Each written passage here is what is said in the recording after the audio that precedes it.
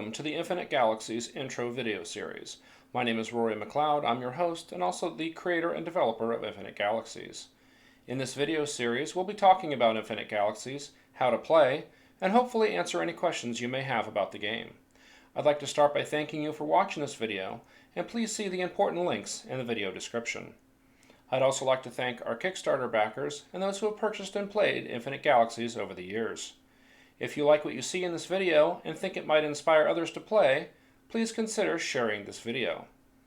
If you like this video and what it offers, please consider purchasing Infinite Galaxies from DriveThruRPG, Indie Press Revolution, or at your local game store. Please see important links in the video description. Alright, it's time to put on your helmet, strap in, and blast off with Infinite Galaxies.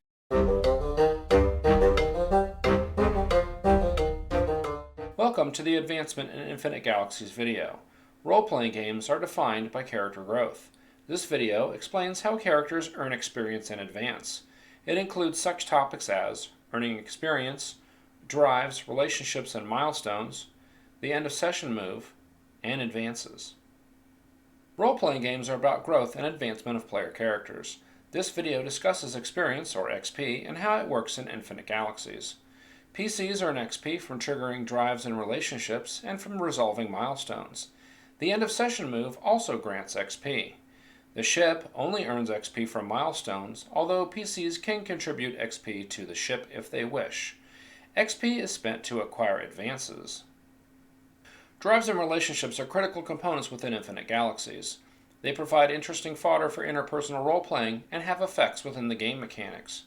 Players trigger drives and relationships by performing the action inherent in the drive or relationship. Each one is written in such a way that it requires an action to trigger. Ultimately, the GM will decide whether a drive or relationship has been triggered. When a drive or relationship is triggered, the PC earns XP, usually once per scene, although it is possible to earn it twice in different situations. Each playbook has 6 drives and 6 relationships. When a milestone is introduced, the player chooses 2 drives to be active. Triggering the others does not grant XP. Those drives remain active until a new milestone is introduced. A PC should have 1 relationship with each other PC in the game. Fill in the name of a PC in each. Thus, if there are 4 PCs, each PC should have 3 relationships filled in. Since drives and relationships are a new concept, it can take some getting used to. In a new game, the GM should regularly pause the game to allow players to check any drives and relationships that may have been triggered in a prior scene. The GM creates a milestone to help structure the game experience. The milestone is created based on the ongoing story and represents something specific that must be accomplished or prevented to further the story. The terms of the milestone, whether the PCs succeed or fail, will have a direct impact on the fiction. It is worded as an action. The PCs must do something, prevent something, find something, rescue someone, destroy something, get to a certain place, discover the truth about a mystery, and so on. The terms of the milestone must be active and not passive. The PC's actions or decisions have a direct impact on the passing of the milestone, whether it resolves in the PC's favor or not, so they should have some measure of control over it. The milestone should be physically represented somehow, where possible, on an index card or a whiteboard. In a shorter game or a one-shot, some milestones should be created ahead of time. In a longer campaign, though, milestones should be created during the session as the story warrants. If a milestone passes, it is completed and the story moves on to something else, and it is positive for the PCs, each earns XP, and the ship would also earn XP. The GM might create a special milestone known as a clock. For this milestone, some time pressure must exist, and the milestone is resolved once the time runs out.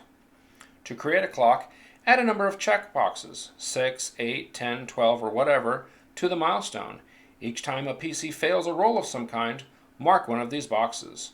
Once all of the boxes are marked, the milestone is resolved. A special move, End of Session, has the potential to grant experience to the PCs. This move is triggered at the end of the game session. The GM asks questions as outlined within that move. The players and the GM then decide the answers. For each yes response, each PC receives 1 XP. In addition, for each milestone resolved, for good or ill, during the session, each PC earns 1 XP.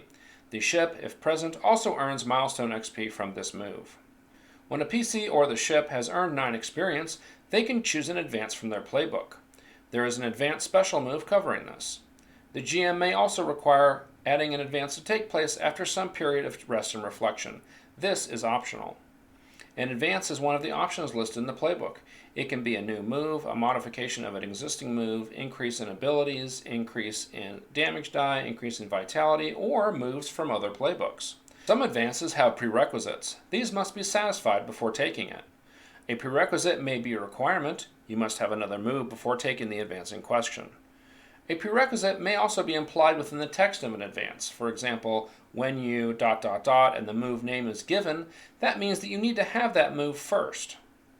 Some advances replace other moves. Be careful when taking advances that use reserve. Reserve can only be used for the move that generates it and must be tracked separately from other moves that generate reserve. Characters can take up to 3 moves from other playbooks. Prerequisites for these are handled as usual. There are certain exceptions. Please see the Infinite Galaxy core rules for those. If you take moves from other playbooks, ask the GM if you can swap out drives and relationships from those other playbooks. You should still always have only 6 drives and 6 relationships. Please watch our next video, Setting and Story in Infinite Galaxies. Links should be in the video description. Thanks for watching.